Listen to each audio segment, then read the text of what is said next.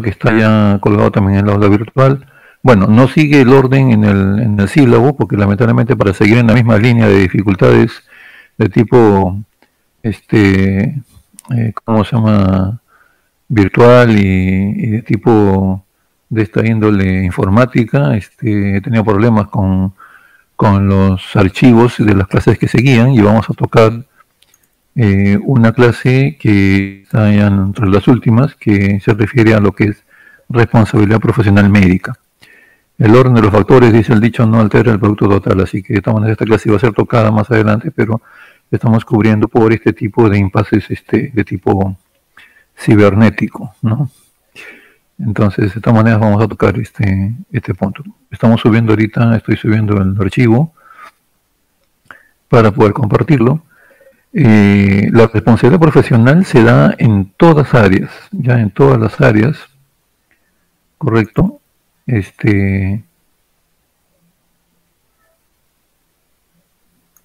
Ya sea médica, ya sea de otra índole, ¿no?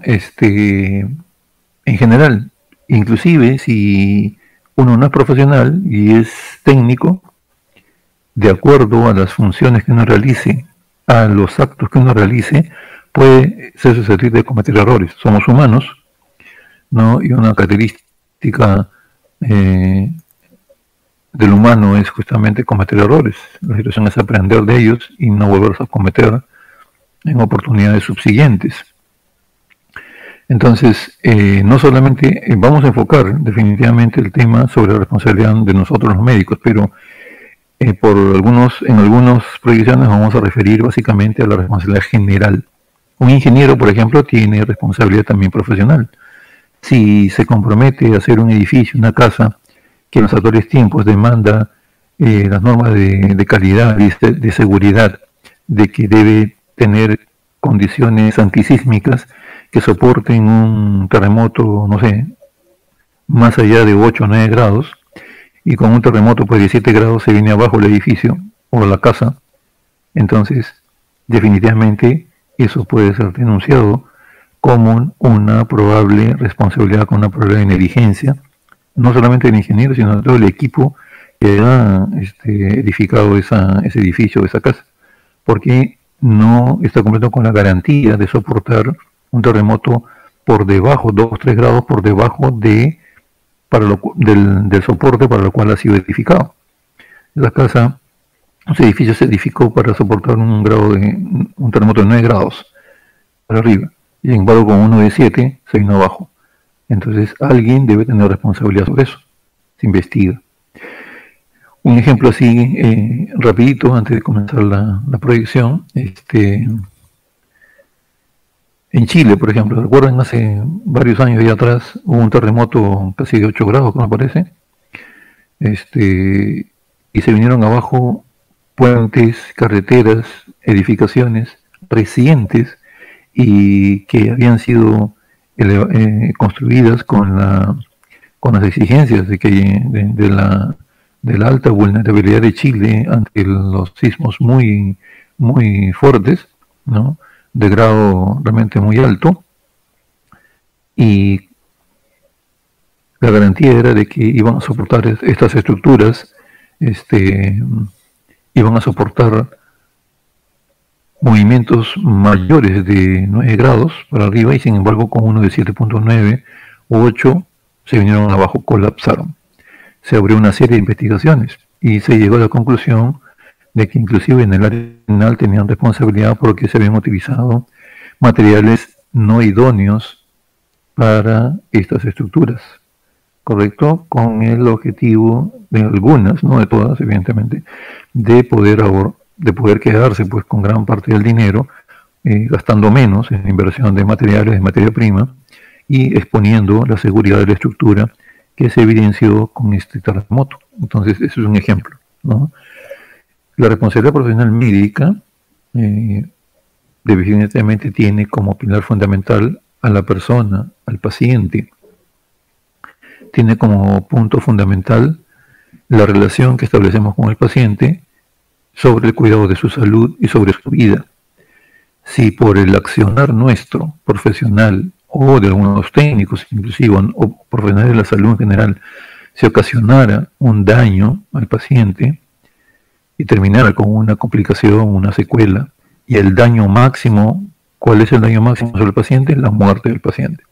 Si ocasionara eso por causa de nuestra atención o en el desarrollo de la atención hacia el paciente, entonces tanto él como los familiares, en el caso de que muriera, tienen el pleno derecho ciudadano de denunciarnos, pedir investigación sobre qué es lo que ocurrió y aclararse plenamente, ¿no? El accionar médico, ¿correcto? Entonces, tenemos acá la diapositiva de presentación sobre responsabilidad médica. Los aspectos legales, tenemos aquí, ¿no?, una suerte de un diagrama en el cual ya habíamos mencionado en clases anteriores, por ejemplo, me acuerdo la clase correspondiente a aborto, que tanto la salud y la vida del concebido y en general de todas las personas, de quién depende, de quién a cargo de quién están cuidadas o garantizadas, es del Estado, ¿no es cierto? El Estado es la nación políticamente organizada a través de diversas instituciones, ¿no? Diversos poderes, poder ejecutivo, legislativo, el poder judicial. Y justamente aquí dice, ¿no? La salud, acá tenemos, la salud es un bien jurídico tutelado. ¿Qué significa tutelado? Cuidado, protegido, ¿no? Es inalienable e imprescriptible. Inalienable significa que nadie puede tocarlo, no podemos, ¿cómo se llama? Nosotros renunciar al derecho de que nuestro cuiden nuestra salud y nuestra vida. Tampoco el Estado puede renunciar a eso. No puede dejar que se trastoque este tipo de situación. E imprescriptible significa que no prescribe, no termina con el tiempo, es duradero a través del tiempo, ¿no? Entonces, por lo tanto, las instituciones del Estado deben cumplir con este deber para poder garantizar de que los pobladores puedan tener instituciones que lamentablemente ahorita, efectivamente con la pandemia, han sido desnudadas sus carencias, pero que tiene, y esto va a servir ojalá para mejorar, que las instituciones puedan garantizar el cuidado de la salud y de la vida de toda la población. No está sucediendo, estamos aprendiendo a golpes con la pérdida de muchísimas vidas de muchas personas, ¿no? Creo que ya estamos ya en 12.000 o más de 12.000 fallecidos. Encontramos nuestro sistema de salud colapsado, ¿no? Por lo que evidentemente tenemos que sacar enseñanza de todo esto. Pero bien, por una parte el Estado, como ejemplo, ¿no?, mediante instituciones, que también se ponen como ejemplo, el MINSA, acá falta por ejemplo de salud, pero el Ministerio Público, el Poder Judicial, dentro del Ministerio Público, Fiscalía de la Nación, nosotros, Instituto de Medicina Legal, tenemos responsabilidad de también, con nuestras opiniones, proteger los derechos de todos los ciudadanos.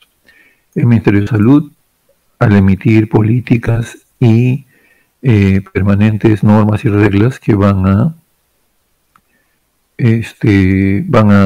garantizar de que la salud y la vida de todos los 30 y pico millones de ciudadanos peruanos esté garantizada y esté adecuadamente cuidada.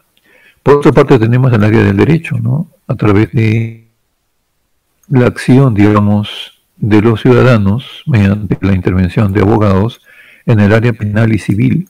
Si se vulneran algunos derechos de personas, nosotros tenemos la plena libertad y ejercicio ciudadano de denunciar esto a través del área penal y buscar si es que efectivamente, después de todo un proceso, de todo un juicio, primero se comienza la investigación, sabemos, ¿no?, responsabilidad de quién es el fiscal. Si el fiscal encuentra indicios de responsabilidad, presenta la denuncia. ¿Ante quién? Ante el Poder Judicial. El Poder Judicial, mientras tus jueces, culmina la investigación y sanciona, sentencia. Puede ser una sentencia absolutoria, declarada inocente, o puede ser una sentencia condenatoria. Manda a la cárcel a la persona, correcto, por encontrar que ha cometido un delito. ¿En base a qué? A la comparación entre lo que sucedió en sus funciones y su accionar y las normas. Lo compara con la norma, la ley. Si colisiona, está vulnerando la ley, entonces hay responsabilidad penal. Y en el área civil, lo que decíamos al inicio de las primeras reuniones que tuvimos, desde los albores del desarrollo de la medicina y en especial de la medicina legal, se veía la intención ya de haber una reparación económica para el daño que ha ocasionado el médico en su paciente o de las personas en general, ¿no?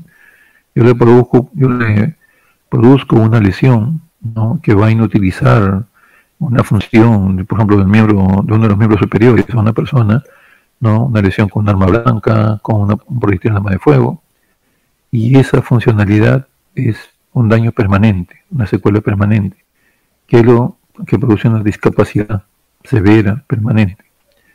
Eso, la persona tiene un trabajo, ya no va a poder realizar su trabajo. Entonces, eso trata de compensarse con una reparación civil o una indemnización. Eso desde las primeras organizaciones comunales y civiles de la población ya se veía esa intención. Ahora, eso está garantizado por el Estado de Derecho, por el Poder Judicial, ¿correcto? Además de mandar a la cárcel a la persona que mató a otra en un acto homicida, se le impone, ¿no?, que debe pagar una reparación civil de tantos cientos o miles de soles, ¿correcto? Entonces, esto está debidamente organizado. Y por otro lado tenemos la organización de la población civil mediante una serie de códigos, de declaraciones, ¿no?, que garantizan la salud y la vida de los ciudadanos, ¿correcto? Acá tenemos el Código de Nuremberg, ¿no? El Código de Nuremberg, si nosotros recordamos, nace a partir de los atroces prácticas de ensayos y de investigaciones nada éticas desarrolladas por el famoso doctor Mengele con los ciudadanos judíos que estaban recluidos en los campos de concentración. Entonces, el Código de Nuremberg también igual establece una serie de pautas sobre esto, sobre también las investigaciones de los responsables de estas atrocidades, y también crea una responsabilidad en el juzgamiento para posterior si aparecieran estos nuevos hechos. Luego, Declaración de Helsinki, Declaración de Ginebra sobre Derechos Humanos, que actualmente viene estando mucho más en defensa y en boga. Por ejemplo, acá a nivel de la Comisión Interamericana y la Corte Interamericana de Derechos Humanos, los cuales algunos países no están dentro, pero la gran mayoría sí están suscritos a esa comisión y la Corte. De tal manera que si se vulnerara derechos humanos fundamentales, como ciudadanos y como organización, como algún tipo de organización ciudadana, tenemos el pleno derecho de acudir a esas instancias, ¿no?, que nos van a defender y comenzar una demanda contra el mismo Estado, ¿correcto? Porque esto es una situación ya supranacional. Y así como vemos, el código, por ejemplo, nuestro de ética y deontología del Colegio Médico, en el cual también les aconsejo desde ahora irlo leyendo, establece una serie de pautas en nuestro accionar, las responsabilidades que tenemos como médicos, ¿no?, de poder justamente garantizar que nuestro accionar médico sea el más eficiente, el más eficaz y el que preste garantía para la salud y la vida del paciente.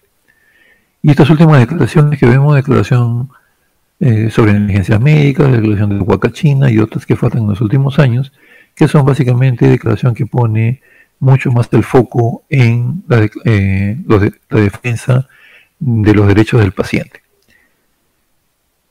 Acá, para seguir un poco la declaración de regularidad en la red, se ha desconfigurado la presentación, ¿no?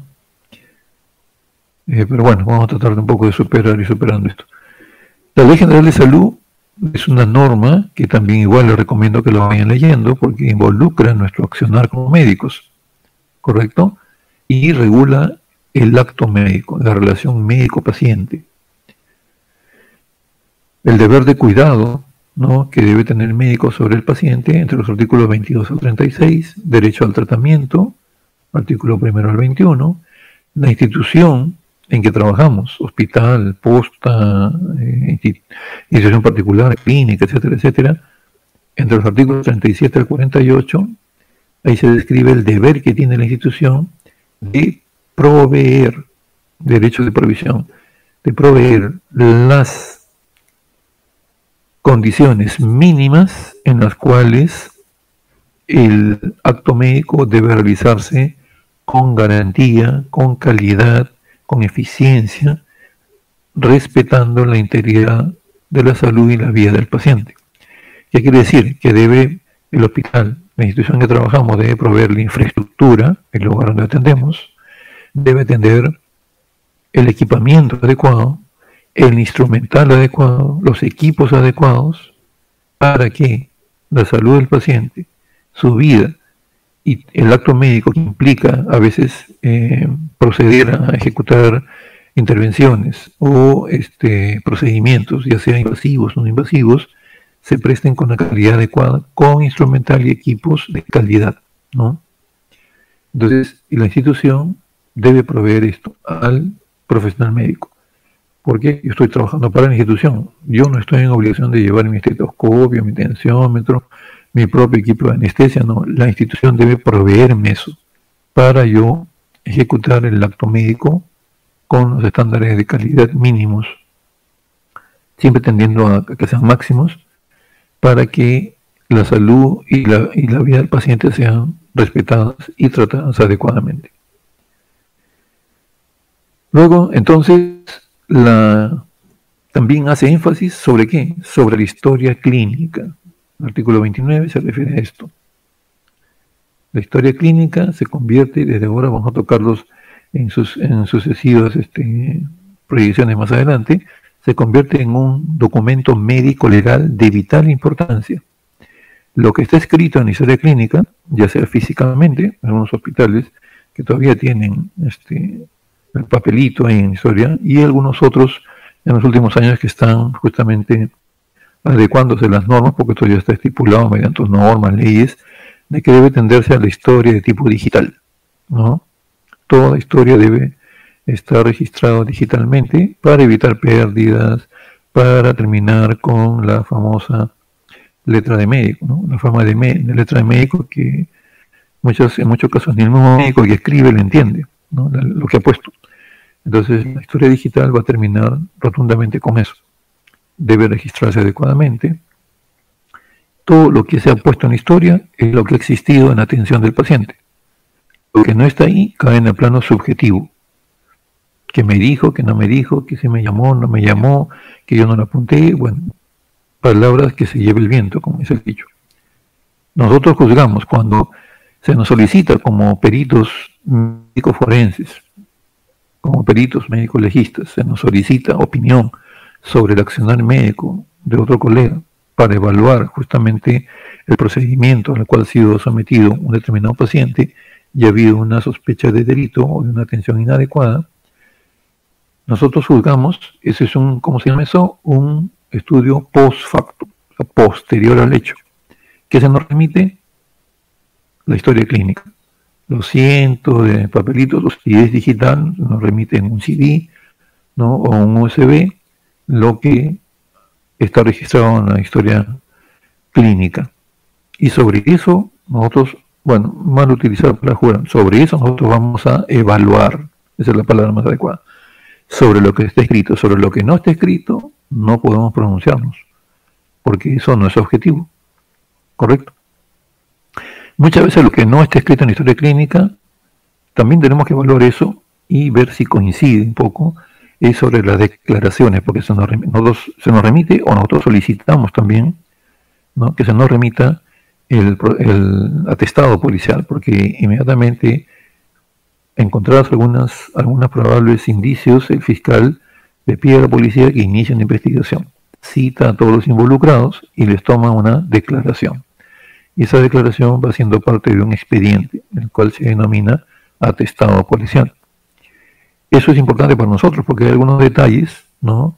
Que nos van a dar luces sobre el accionar médico, ¿correcto?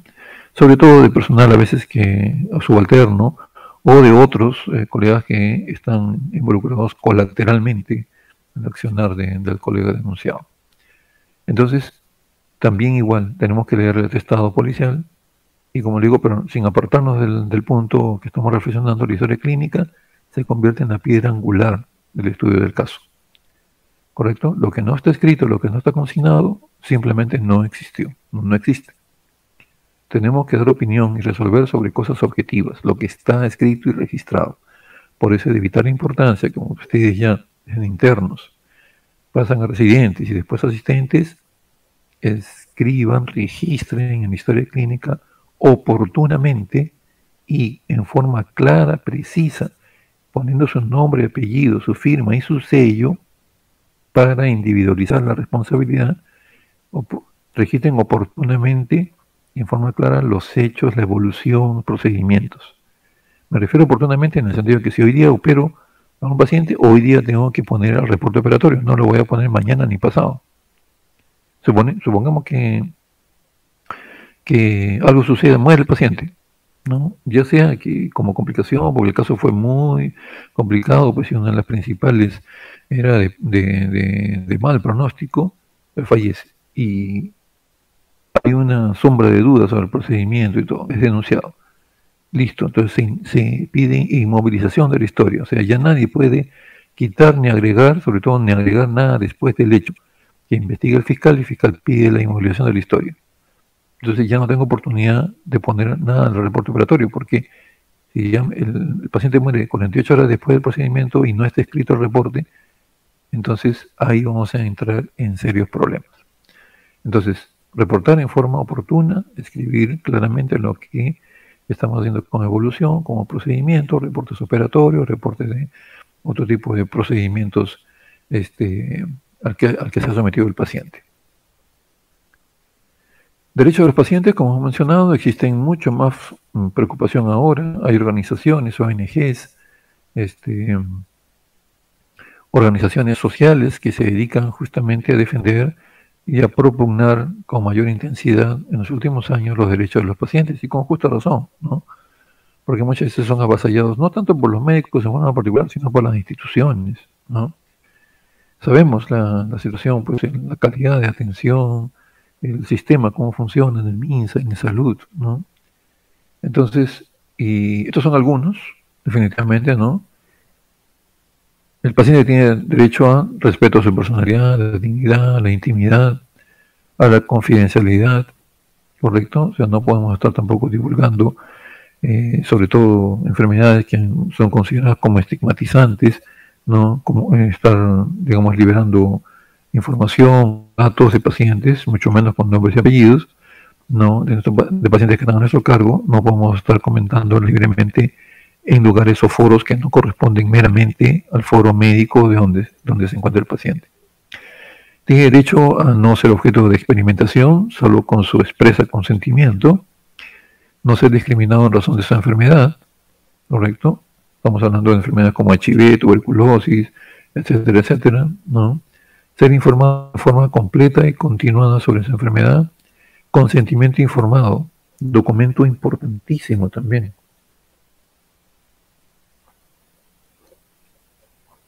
Que se convierta actualmente en un documento sumamente importante. Antes simplemente el consentimiento informado era un papelito que se leía muy digamos, rápidamente al paciente y se le decía pues que tiene que firmar ese documento para liberar de responsabilidad si sucediera un acto fortuito, una complicación, o si el caso puede ser muy delicado, la muerte del paciente, ¿no? Para liberar responsabilidad al médico y a la institución. Ahora se exige que este consentimiento informado, inclusive ha sido ya reglamentado, tiene pautas, puntos que deben ser muy bien explicados por el médico al paciente o a su familiar directo si el paciente está inconsciente, o a su representante legal, abogado de la familia, o en todo caso al fiscal. Si no hay ninguna persona directamente relacionado al paciente, se pide que el fiscal sea presente y ante un acta se explica adecuadamente el procedimiento que se le va a hacer al paciente. ¿Correcto? Entonces, es muy importante. Se ha convertido también, al igual que la historia clínica en general, el consentimiento informado dentro de la historia clínica se ha convertido en una piedra angular para la evaluación de posibles responsabilidades médicas. Tiene derecho a un informe de alta, a la epicrisis o historia clínica cuando lo solicite el paciente. Tiene atención en emergencias, eso a veces también vemos en noticias que no se cumple cabalmente, ¿no? Yo no soy asegurado, pero paso, pues, no sé, me atropellan delante de un hospital de salud, tiene que darme atención ahí. Primero por la ley de emergencias, ¿no? Y segundo porque evidentemente no voy a estar, pues, a pesar que no soy asegurado, en el hospital del MINSA que está más cercano está, pues, no sé, a 20 minutos. Entonces, esos 20 minutos pueden ser vitales, puede perder la vida el paciente en ese tiempo. Entonces, la atención de emergencia está reglamentada por la ley de emergencias, de atención en emergencias, la Ley General de Salud también lo especifica. Entonces, es un derecho que es muchas veces recordado por las organizaciones en cuanto a lo que le asiste a los pacientes. Así como hay derechos de los médicos, también tenemos deberes, ¿no? Ejercicio profesional, debemos estar debidamente titulados. La colegiatura es esencial, básica. Nadie que no esté colegiado puede ejercer la profesión médica en el país. Si somos especialistas, no podemos echarnos a la espalda el deber de registrarnos como especialistas adecuadamente, ¿no? Para que no haya problemas posteriores a que, por ejemplo, si yo soy, pues, especialista en cirugía plástica, estoy operando hace ya 2, 3 años o 5 años que me he recibido, pero no me he registrado. Entonces, algo sale mal en una mesa de operaciones, me denuncian, piden investigación sobre ese acto médico. Pregunta de cajón, ¿usted es especialista? Sí. ¿Está debidamente registrado? No. Ya ahí no valen los motivos ni las excusas. Yo tengo el deber de haber registrado, tan luego he tenido la especialidad, ahora he tenido mi registro de especialidad. ¿Correcto? Y así, en todas las áreas en que pueda seguir estudios o obtener grados académicos y sobre todo en el área médica, debo tener el aval del colegio para el ejercicio completamente legal de la profesión y de la especialidad.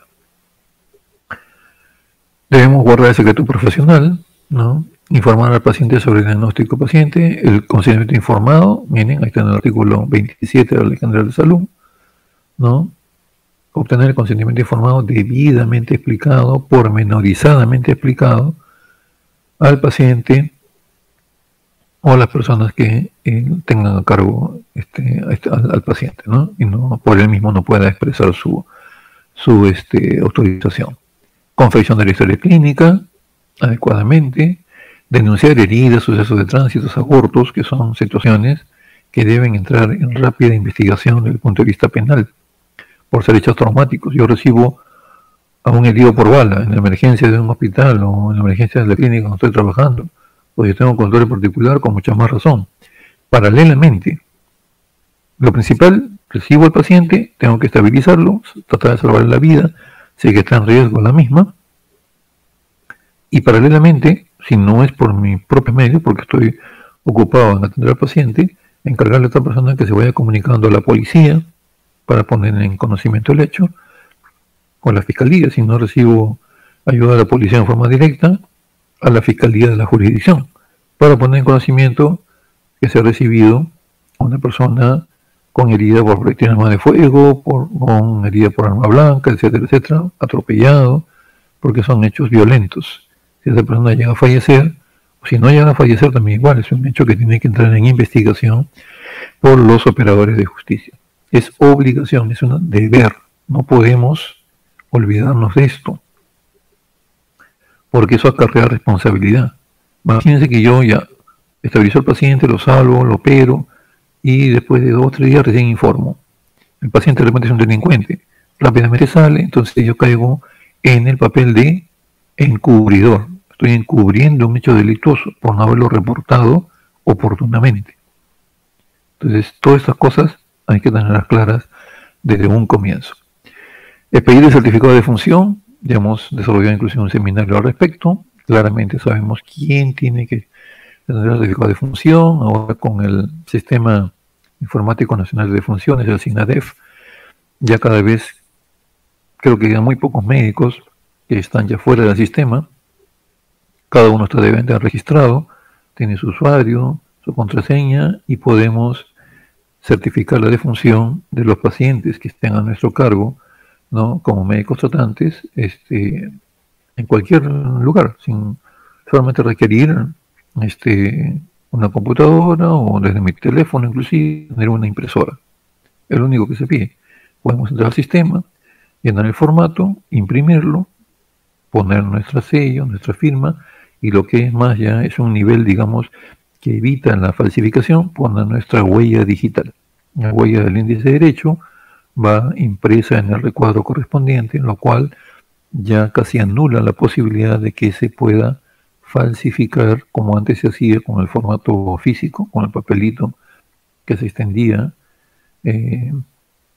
originalmente, o el certificado de función, y el cual se puede poner cualquier sello y simular firmas, correcto, lo cual pues digamos le quitaban bastante posibilidad de ser un certificado idóneo. Se está corrigiendo, esto está avanzando en los niveles de seguridad y de calidad, y ya esto es, digamos, responsabilidad del mismo médico y también de las instituciones que están involucradas en esto. ¿Quiénes son? El MINSA, el RENIEC, ¿no? Y el INI, ¿no? Que es el Instituto Nacional de Informática, de Estadística Informática. El RENIEC, que evidentemente tiene toda la base de datos de las personas que tienen DNI, es una gran mayoría, y el MINSA por ser la autoridad y el ente regulador de todo lo que es la salud, y también igual este ámbito de las defunciones. Un punto de reflexión es justamente esto, ¿no? Con lo que estamos pasando con la pandemia. Ustedes escuchan, ¿no? O sea, por las noticias.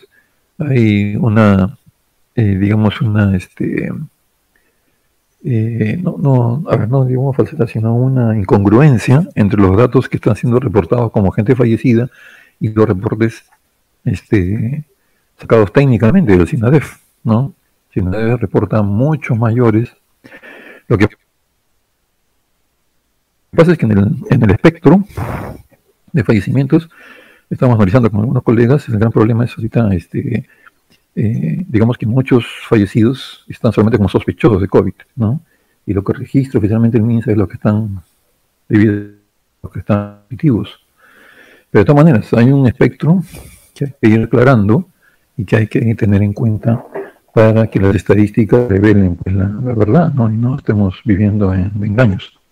A ver, me dan un minutito, por favor, y estoy nuevamente con ustedes. Nuevamente estoy con ustedes. Seguimos esto, entonces hemos hablado sobre los deberes de los médicos, y también, por supuesto, nos dicen derechos, ¿no? Como por ejemplo, el derecho pues al trabajo debidamente remunerado, las condiciones que tienen que darnos las instituciones.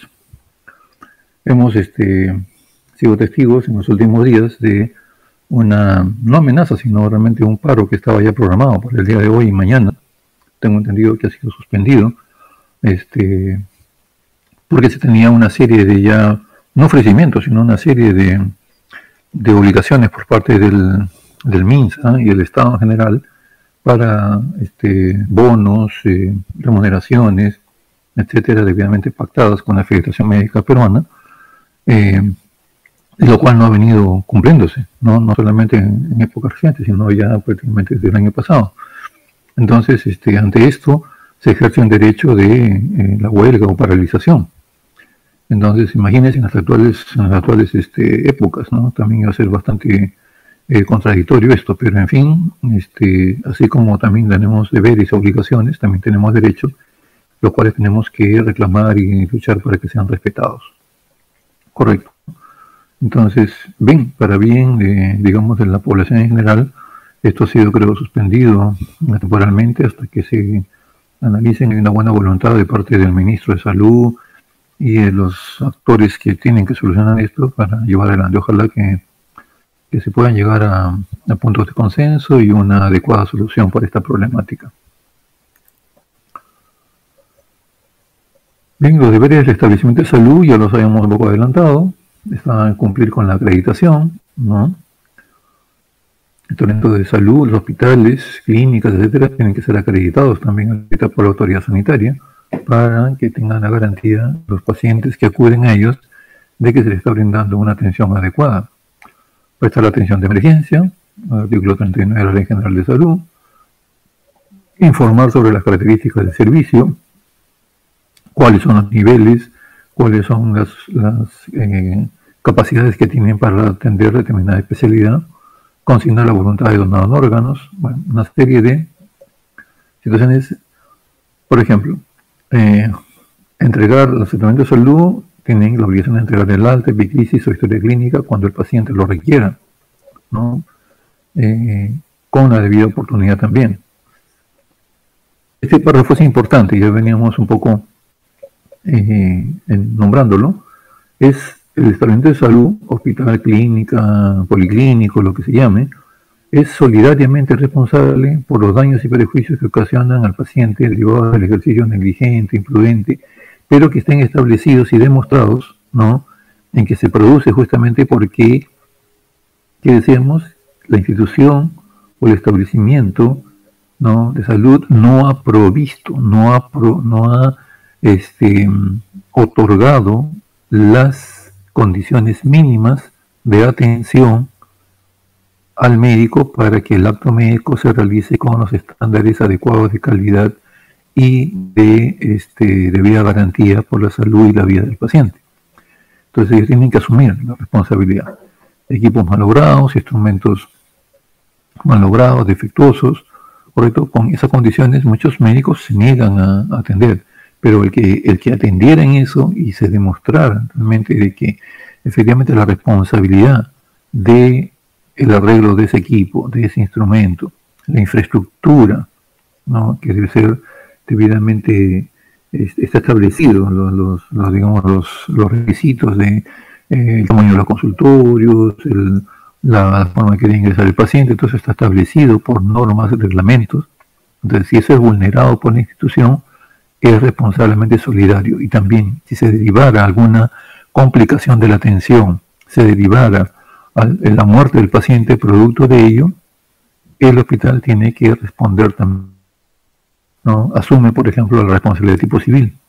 Si hay una reparación civil que se le impone al médico, también igual el hospital se le asigna una reparación civil para compensar el error cometido, ¿no? Si hay el paciente a su deuda, que hay una sobriedad constante o permanente, también igual tienen que asumir su responsabilidad la institución. Hablando de responsabilidad profesional en general, como lo hemos hecho en la introducción del tema,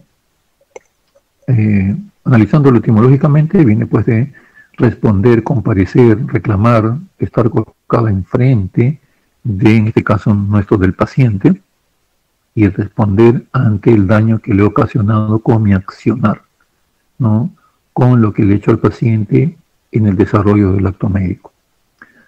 El concepto entonces de claro es calidad del responsable y la obligación de reparar y satisfacer por sí mismo o por otro toda pérdida, daño o perjuicio que se ocasione. Implica aceptar las consecuencias de un acto realizado con capacidad, con discernimiento, ¿no es cierto? Yo estoy en pleno uso de mis facultades y en esas condiciones atiendo al paciente. Hay una voluntad, intención, y dentro del marco de libertad, ¿cierto? La voluntad significa intención. ¿Intención de qué? ¿De dañar al paciente? No, por supuesto, en absoluto. Todos los médicos salimos formados de nuestras respectivas universidades, nos colegiamos y ejercemos nuestra profesión con la intención primero que está establecida en el juramento hipocrático, primum non nocere, ante todo no hacerle daño al paciente. Nadie sale preparado de las aulas universitarias para hacer daño al paciente, para matar al paciente, en absoluto. No, más bien para aliviarlo y si fuera posible curarlo, ese es el objetivo máximo, ¿correcto? En todo ese interín, procedimientos que se les da al paciente, todos debemos tener el máximo de cuidado y tener la intención de no hacerle daño, ¿correcto? Entonces, ese es lo importante, ¿correcto? Esa es la capacidad que tenemos nosotros entonces de actuar para aliviar al paciente, para sanarlo. Si se ocasionara alguna consecuencia de ello, tenemos que responder ante eso, ¿correcto? Ponernos en sus zapatos, ponernos enfrente de él y aceptar que hemos cometido errores, y si eso lleva a un proceso, evidentemente dar nuestros descargos, poniendo ante todo ¿cómo se llama? En primera instancia, la premisa de que no tenemos ninguna intención, ni hemos tenido nunca la intención de dañar al paciente. ¿Correcto? Ahora, si se demostrara lo contrario, evidentemente tenemos que asumir la responsabilidad sobre ello. Y en general, responsabilidad, ¿no es cierto?, profesional. Como hacíamos, como les digo en la introducción del tema, poniendo el ejemplo de los profesionales ingenieros, ¿no? De igual manera también una enfermera, una técnica enfermera, el personal técnico, también tiene responsabilidades, funciones. Si comete errores, también igual se le aplica este tipo de situación. Ellos no tenían intención, definitivamente, de matar al paciente o ocasionarle daño, pero producto de su accionar, que puede ser negligente, por imprudencia, etcétera, ¿no? O porque no ha observado el debido reglamento, los puntos que están en sus funciones, se produce el daño al paciente. Sea cual fuere, profesional o no profesional, tiene que asumir su responsabilidad ante un daño provocado. ¿Qué elementos debemos tener en cuenta para establecer la responsabilidad profesional? En general, acción o omisión. Hay una voluntad, ya sea consciente o involuntaria, inconsciente. A veces esto se refiere a que muchas veces hacemos situaciones casi automáticas, ¿no? Por la misma cronicidad con que se hacen muchos procedimientos, lo hacemos en forma automática, a veces en forma inconsciente. Pero la mayoría de esto, o lo grueso del procedimiento que hacemos, lo hacemos de forma consciente, realizando y llevando paso por paso lo que está indicado en ese tipo de acto médico. Entonces, nuestra acción, lo que hacemos, en buen castellano, puede producir un resultado dañoso, pero también lo que no hacemos. Decíamos hace unos momentos, y lo vamos a concretar con este ejemplo, yo voy a hacer un procedimiento, una operación o lo que fuera el paciente, en cuestión de procedimientos. Y este procedimiento está reglamentado por una guía de procedimiento, por un protocolo, ¿no? Y ese protocolo establece 10 pasos, el primero, segundo, tercero, cuarto, cómo debo abordar, qué incisión debo hacer, etcétera, etcétera. Y del cuarto, me parece pues irrelevante los pasos 5, 6, 7, y me voy hasta el 8. Entonces estoy omitiendo, ¿no? Eso ya expresamente, voluntariamente, por eso es que entonces es responsabilidad. Estoy omitiendo 3, 4 pasos de la norma establecida para ese procedimiento estandarizado. Entonces, y eso produce un daño, supongamos que produzca pues alguna secuela, o produzca el efecto dañoso máximo, ¿cuál es? La muerte del paciente. Si ocurre eso, yo tengo que responder por mi omisión. Entonces, el hacer o dejar de hacer, esto puede producir daño. Y el elemento de antijuricidad significa que mi accionar o mi omisión choca, colisiona contra alguna norma, contra alguna ley, contra reglamentos ya establecidos, ¿no es cierto? El Código Penal establece una serie de delitos, ¿correcto? Entonces, mi actitud o mi omisión, el dejar de hacer algo que debía hacerlo, me pareció no importante y no lo hice, omití, eso produce el efecto dañoso.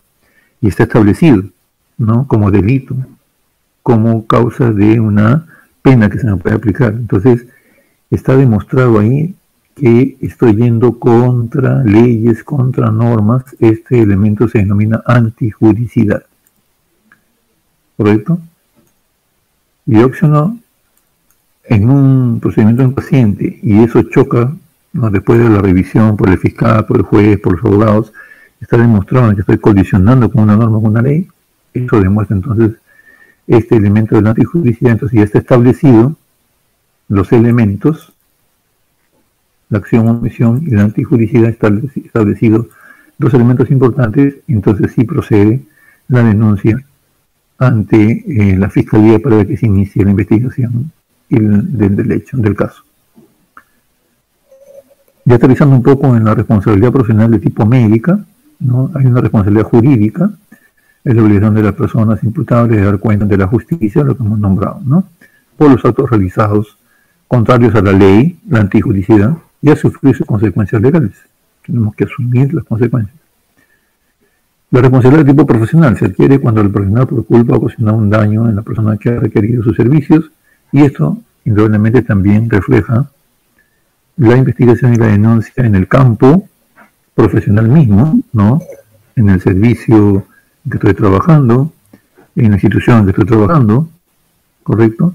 Y también, evidentemente, cuando se trata del gremio médico, hay una denuncia ante el Comité de Ética y de Antología del Colegio Médico, porque en mucho de esto accionar, digamos, irresponsable, se genera también colisiones o faltas al Código de Ética, que también establecen sanciones. Entonces, la responsabilidad médica, aterrizando ya en su definición, es la obligación de los médicos de dar cuenta ante la sociedad por los actos realizados en la práctica profesional, cuya naturaleza y resultados sean contrarios a sus deberes, que están establecidos en nuestro reglamento que enumera las funciones, por incumplimiento de los medios y cuidados adecuados en la asistencia de un paciente, ¿correcto? Es lo que hemos venido analizando y mencionando en las previsiones anteriores. Los medios por los cuales se efectúa, digamos, o se comprueba que hay responsabilidad médica, por ejemplo, es un defectuoso o insuficiente examen al paciente, tengo que hacer un examen completo. Por las circunstancias en que recibo el paciente, puede haber algunas áreas o sistemas que pueden diferirse, pero no todo, ¿cierto? Si yo recibo un paciente con un problema de abdomen pues doloroso, que puede ser un abdomen agudo, no puedo dejar de hacer el resto de examen, ¿no? Examinar de cabeza hasta los pies, examinar todos los otros sistemas, respiratorio, neurológico, etcétera, etcétera, ¿no? No puedo omitir o solamente focalizarme en el área comprometida inicialmente. Errores groseros de diagnóstico y tratamiento. Esto vamos a ver más adelante en qué, digamos, área de la responsabilidad médica está configurado. Si tenemos errores groseros de diagnóstico, significa que no tenemos muy claro o no tenemos conocimiento sobre nuestra semiología y los cursos o las áreas que complementan a este curso que es básico, ¿no? Terapéutica, todo vayamos en medicina 1, medicina 2, etcétera, ¿no? Entonces hay errores groseros de diagnóstico. ¿Eso que nos puede llevar también? Cometemos el error nosotros y se da la figura de inducir al error, si estamos trabajando en equipo, al equipo que viene.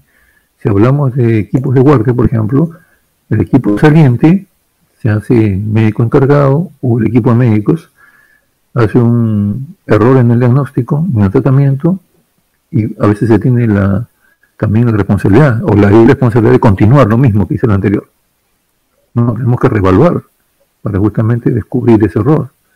Pero también ocurre la figura de la inducción, o sea, confiamos en que los colegas o el colega anterior ha hecho un buen diagnóstico, una buena disquisición semiológica, clínica, un buen correlato clínico, clínico-patológico o fisiopatológico. Pero si eso no es así, nos induce el error a nosotros. Entonces imagínense las consecuencias, ¿no? Nuestro acto médico no solamente va hacia el paciente y retorna a nosotros si se queda entre los dos o se queda conmigo. El error va hacia otras personas, hacia otras áreas.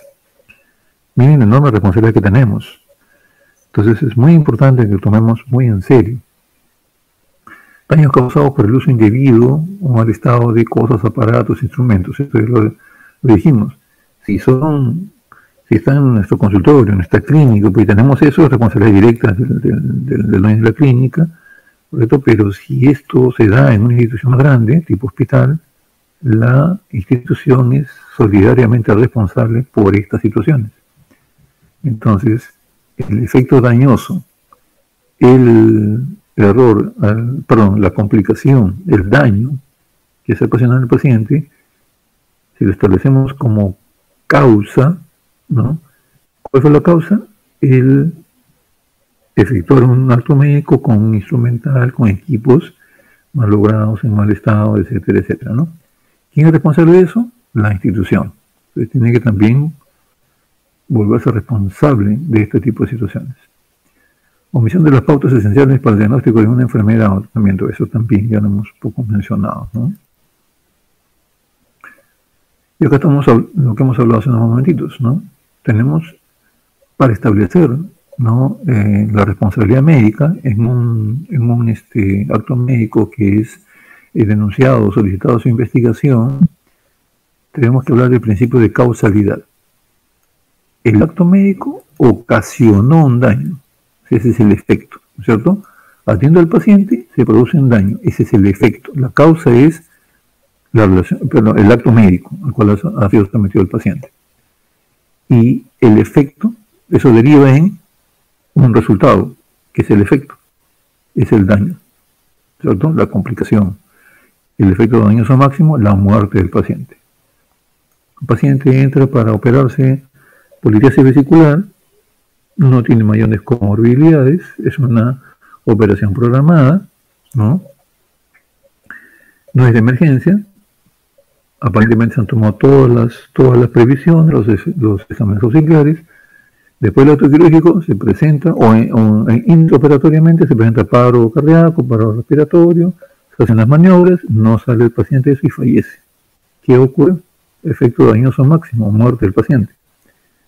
Es un efecto, y la causa ¿cuál es? La intervención quirúrgica. Se denuncia eso y hay que ir analizando, pauta por pauta, ¿no? Desde el inicio. ¿Qué va a servir? ¿Y va a ser una piedra angular eso? La historia clínica. Indudablemente. ¿Correcto? Entonces, esto es claramente lo que se debe establecer. La causa y el efecto. Se consideran los riesgos de la profesión, del paciente, esto hay que analizarlo y en la investigación de esto se va a dar este tipo de situaciones. Si se tomó todas las previsiones, hubo una razón imprevista, lo que se llama un hecho fortuito, que a pesar que se tomaron todas las previsiones, se produjo la muerte del paciente como un acto que ya salió fuera del control a pesar de que se tenía todo debidamente, calculado o planeado. ¿Ok?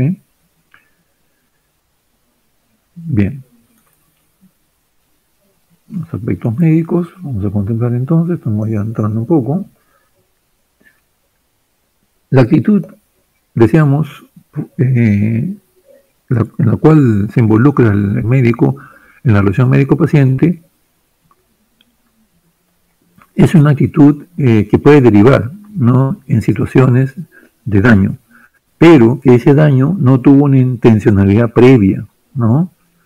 Y eso para bien de todo el proceso de estudio del acto médico, nosotros como médicos forenses, a los cuales se nos solicita cotidianamente opinión para establecer un nivel de responsabilidad o no del médico involucrado o denunciado, tenemos que partir de la premisa de que la actitud que produjo un daño fue una actitud de tipo culposa. O sea, si se cometió algún error, esta es una actitud de tipo culposa. ¿Qué significa?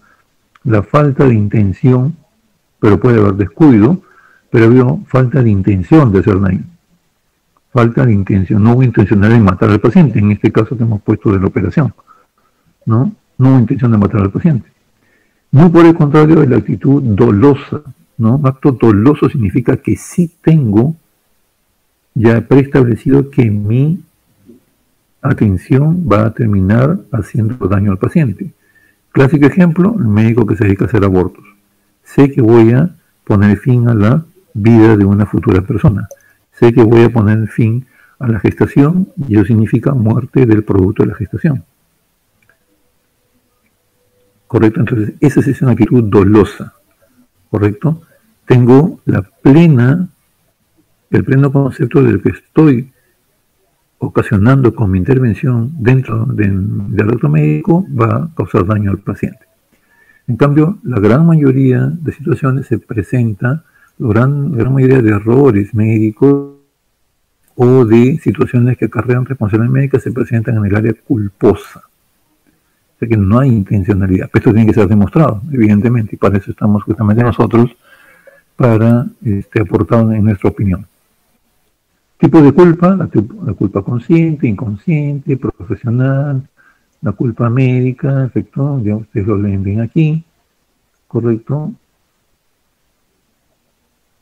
Entonces, si hablamos de culpa médica, de situaciones que no han tenido intencionalidad de dañar al paciente, pero sin embargo ocurrió el daño, hay que investigar esto, y la actitud culposa tiene sus formas, ¿no? Y hay 4 formas, fundamentalmente. La impericia, que significa no saber, no simplemente los conocimientos pasaron por mi cabeza, pero no quedaron ahí grabados. Y acá se reflexiona sobre la impericia de origen. Nunca lo conoció, puede ser que nunca haya revisado situaciones sobre las cuales, por ejemplo, soy experto, soy especialista en esa área, pero hay puntos que nunca he estudiado. Inclusive podemos remitirnos de la universidad. Impericia de olvido, aprendió, aplicó y se olvidó. Esto es falta de la parte práctica. La impericia de práctica, justamente, sabe la teoría, pero no la práctica. Hay profesionales que son sumamente teóricos, pero les ha faltado hacer, ¿no?, capacitaciones, mucho mayor entrenamiento en determinadas, por ejemplo, técnicas, ¿no?, técnicas operatorias, algún procedimiento, etcétera, etcétera. La parte práctica es complementaria de la teórica. Y es importante. Ambas son muy importantes. No nos podemos quedar solamente con la teoría, ni tampoco solamente con la práctica. Tienen que complementarse, llegar a un punto medio.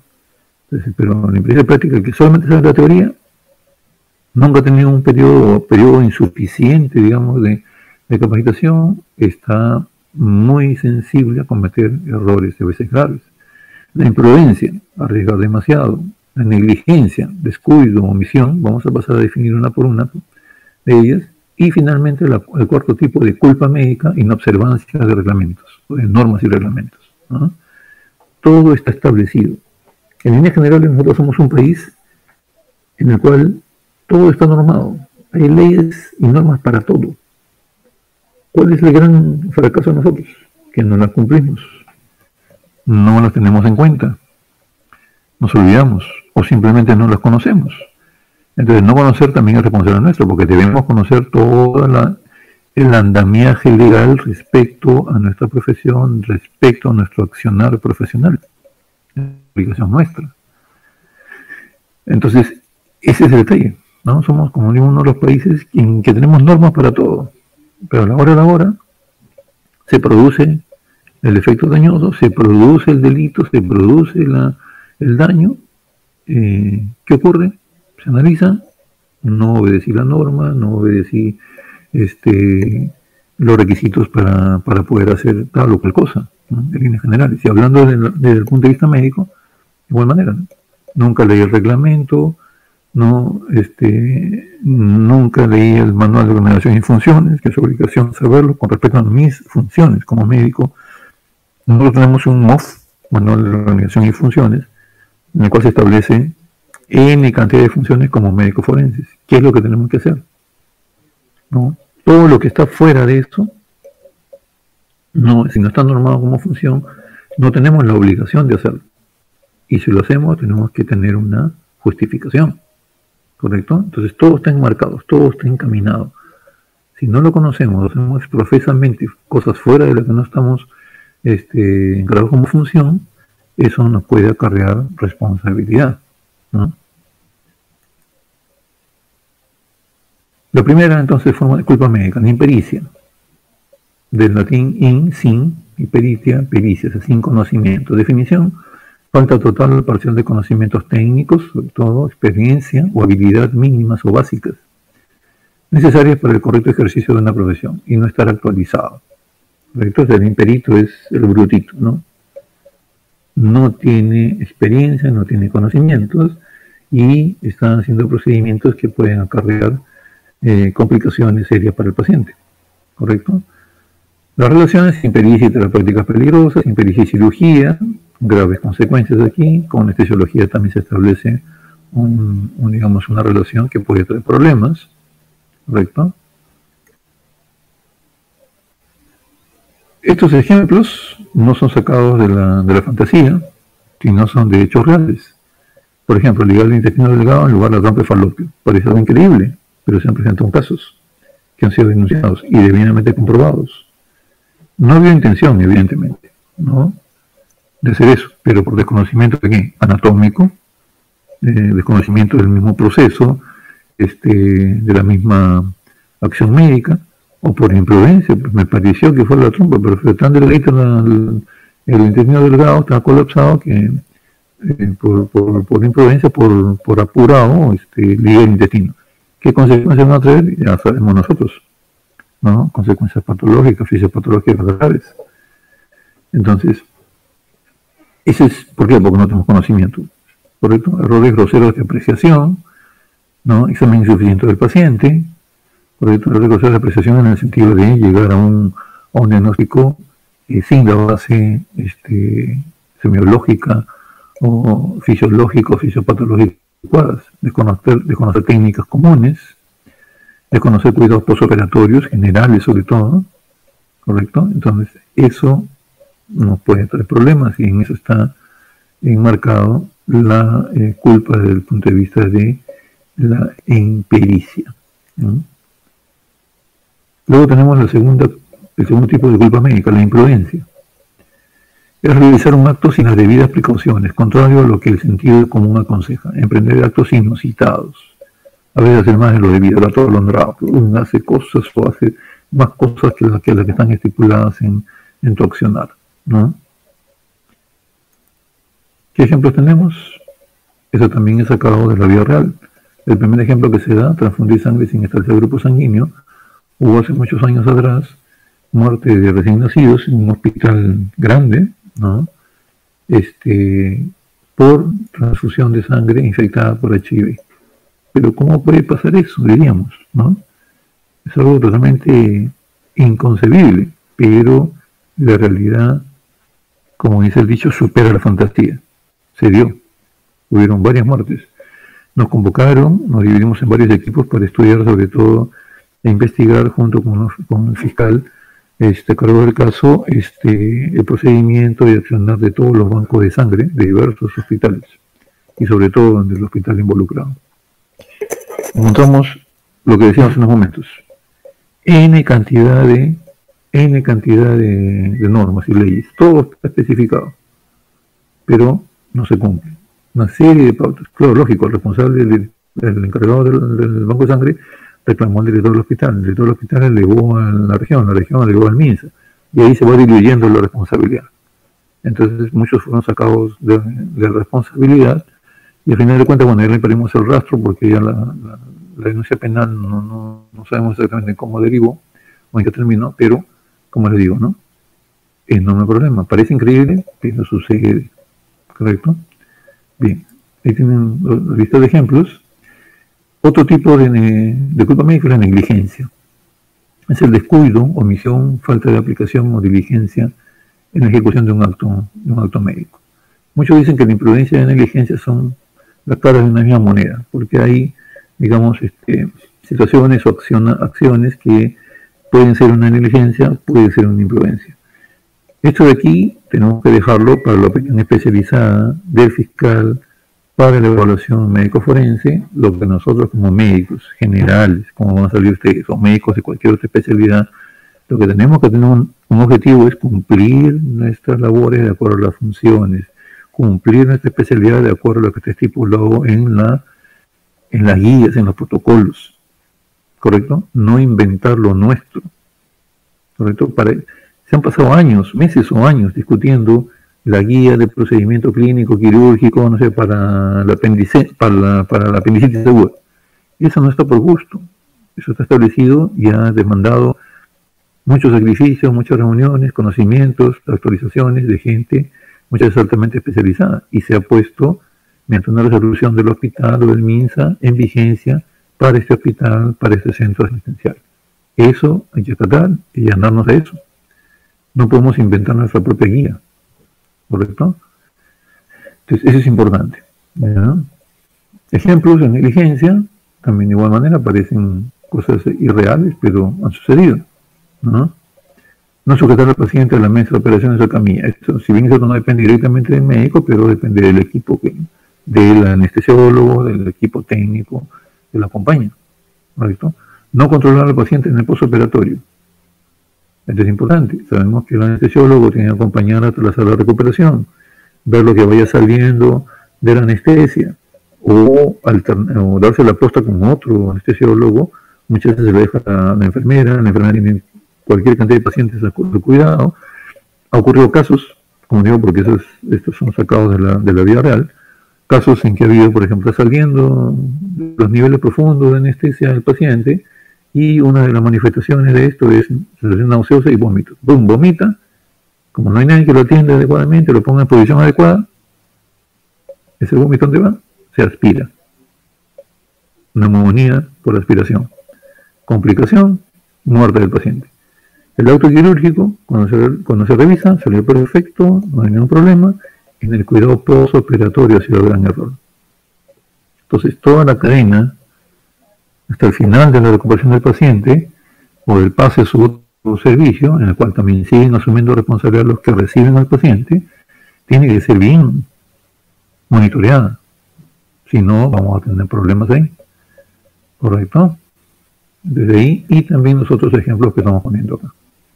Más ejemplos aquí también, sobre negligencia. Y el último tipo de culpa médica es la inobservancia de normas y reglamentos. Todo está normado, todo está reglamentado, mucho más nuestras funciones. ¿Correcto? Entonces, tenemos, por ejemplo, reglamento de guardias. Sabemos que las guardias, que se realizan mayormente en el servicio de emergencia, ¿no?, son de 12 horas. La guardia física es presencial, y evidentemente, sobre todo sin guardias nocturnas, no hasta las 12 horas, pues de 8 a 8 con los ojos bien abiertos. Eso va también contra nuestra fisiología y nuestro soporte tipo humano mismo, ¿no? Entonces, de día no puede, de hecho, soportar las 12 horas en trabajo permanente. En la noche, usualmente hay equipos o subequipos que se van repartiendo, pero el equipo que no está en atención directa del paciente debe estar determinado donde saben uno que se le va a encontrar. Todo el jefe de guardia. Otro del equipo de guardia se desaparece. Qué sé yo, se va por poner a operar a la clínica donde tenían ahí que hacer su operación, qué sé yo, y ganar unos centavos más. Y en ese interín, su paciente que estaba bajo su responsabilidad se complica, tenía que operarse también, o hacer otro procedimiento y tiene complicaciones, o muere. Más la responsabilidad, si es jefe de guardia, peor todavía. Nadie entra a operar si se hacen operaciones, si hacen procedimientos, si es que no tienen la firma o el visto bueno del jefe de guardia. El jefe de guardia lo buscan en todo el hospital, no lo encuentran. ¿Dónde estuvo? Ahí viene el problema. Por decir la norma, ¿no? O sea, la permanencia, se llama eso, permanencia durante el horario de la guardia, ¿no? Eso es importante. Y otro tipo también de puntos en que está establecido el equipo de guardia, las acciones, las funciones que realiza todo el equipo, ¿no? Cuántos tienen que haber de la especialidad, etcétera, etcétera, ¿no? Entonces, si uno va, digamos, a vulnerar eso, estamos cayendo en una responsabilidad que puede ser denunciada, y si esa, digamos, entre comillas, escapadita que nos dimos, genera muerte del paciente o efectos dañosos máximos, ya viene la cosa más seria, mucho más seria. Igual, acá también ponemos una serie de ejemplos medidas generales de cómo evitar y cómo prevenir, ¿no?, este tipo de situación de la culpa médica, la responsabilidad médica manifestada mediante acciones culposas. La impericia, ¿no?, al quien no le gusta pues haber estudiado mucho, no le gusta actualización y recertificación médica.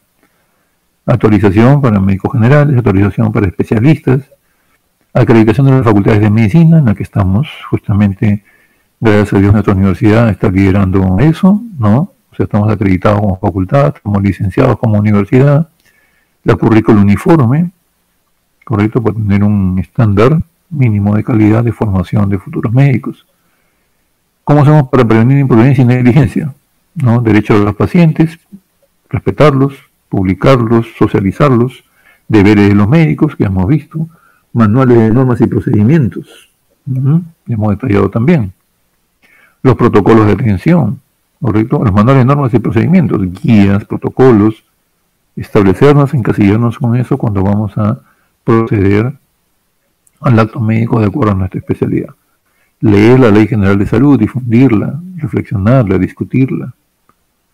Declaraciones de la Asociación Médica Mundial y de otro tipo de revisión acá no está establecido, pero lo mencioné al inicio, revisar periódicamente el Código de Ética y Deontología de nuestro querido Colegio Médico, en el cual está establecido también normas éticas, pautas éticas para el procedimiento adecuado de nuestro accionar en el campo médico.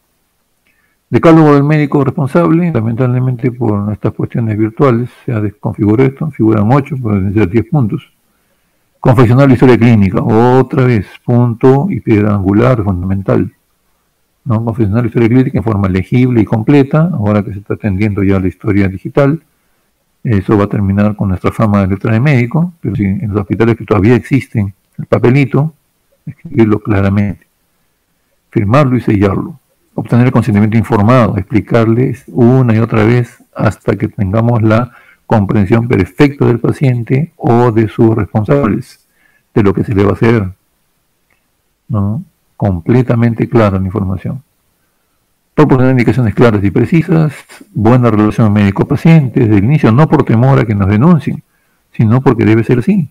Una buena relación médico-paciente va a garantizar que si se produce un efecto dañoso propio de la atención, ¿no?, y producto de una actitud culposa, netamente sin la menor intencionalidad de hacerle daño, ni mucho menos matar al paciente, sea comprendido por los familiares del paciente o por el mismo paciente, ¿no?, y termine adecuadamente sin denuncias y sin nada de implicancias legales.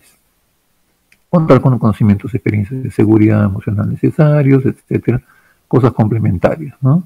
Solicitar opinión de los especialistas, no seamos todistas, ¿correcto? O sea, no somos dueños de la verdad, ahora mucho menos que evoluciona la ciencia y la ciencia médica con mucha más razón. Hay especialidades, subespecialidades, ¿no? Entonces, si somos especialistas en un área y se nos presenta un caso de otra especialidad, tenemos que derivarlo o pedir opinión, no querer solucionar sobre lo que no tenemos conocimiento pleno ni conocimiento actualizado, ¿correcto? Entonces hay muchos que se dedican a hacer otras áreas, ¿no?, que no son especialistas. O el médico mismo general, ¿no? El médico general implica un conocimiento general, según el nombre lo indica, de diversas áreas, diversas especialidades, pero cuando eso necesita mayor profundización, mayor evaluación, una evaluación más integral y profunda, tengo que derivarlo al especialista correspondiente. Eso me va a garantizar mi buena relación médico-paciente, ¿correcto? Porque si yo entro, eso se llama intrusismo, ¿no?, estoy intrometiéndome en una especialidad en la cual no he sido preparado, ni mucho menos tengo ¿cómo se llama?, reconocimiento como especialista, me puede acarrear problemas legales y con mi paciente.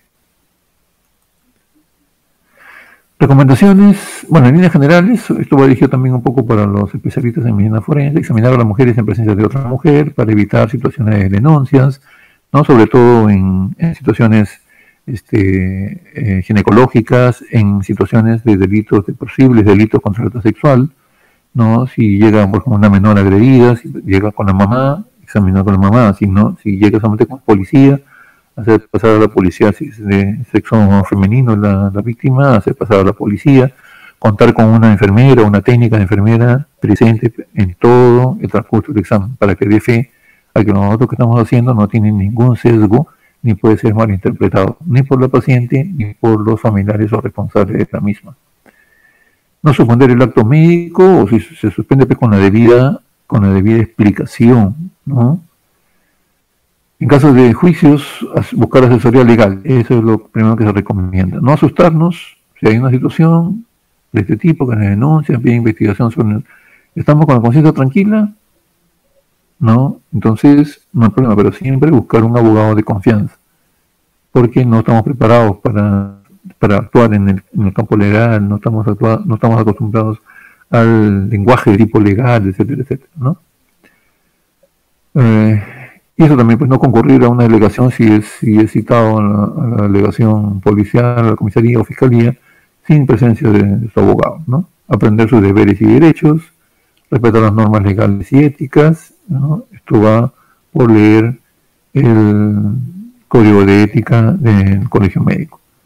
Hacer reuniones de auditoría, ahora saben que la centrada es especialmente en la mejora, en la mejora continua, ¿no?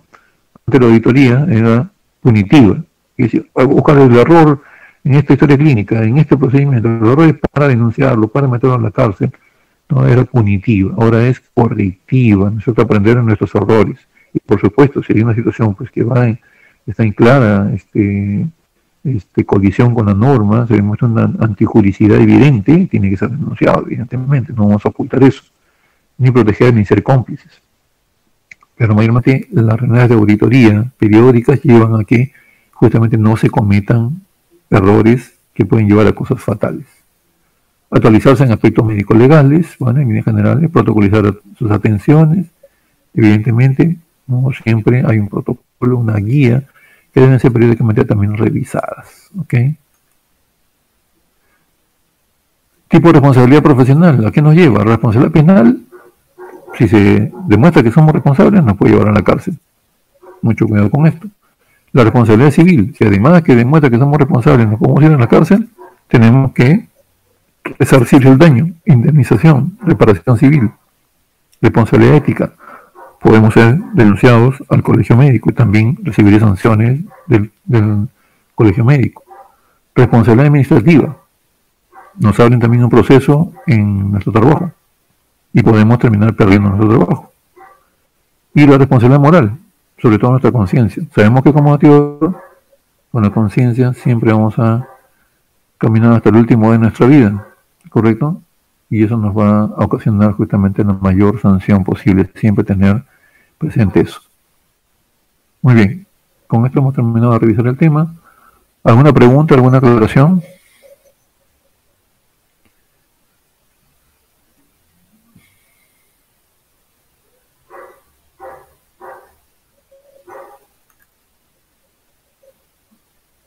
A ver qué me dicen aquí. Hay un chat bastante grande, bastante largo. Ya.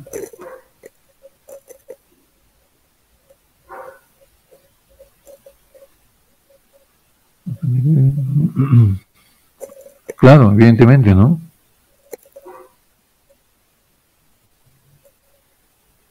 Lógico, si evidentemente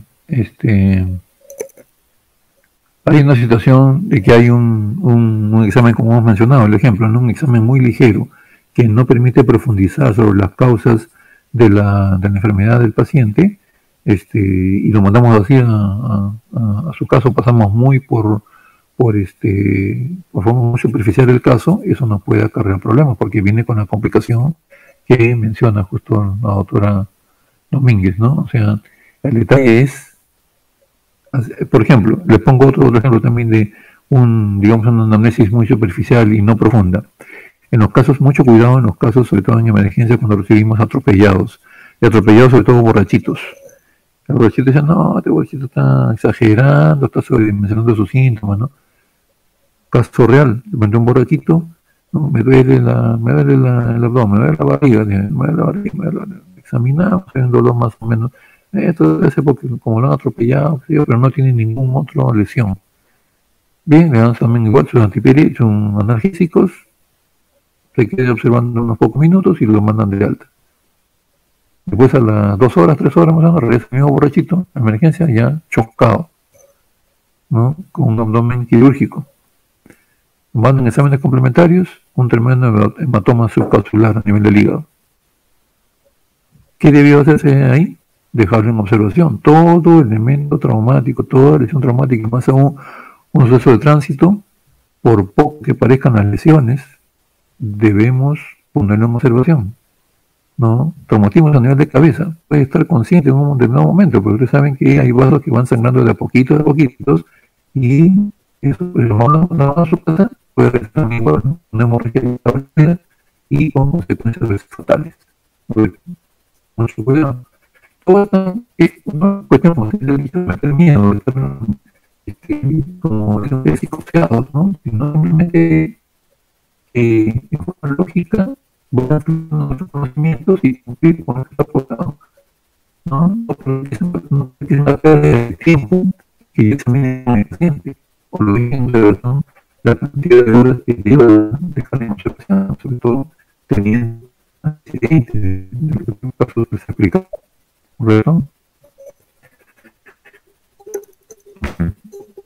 Cuando sí hay problemas en el audio, mira, tengo una señal que se me acaba de eliminar la señal.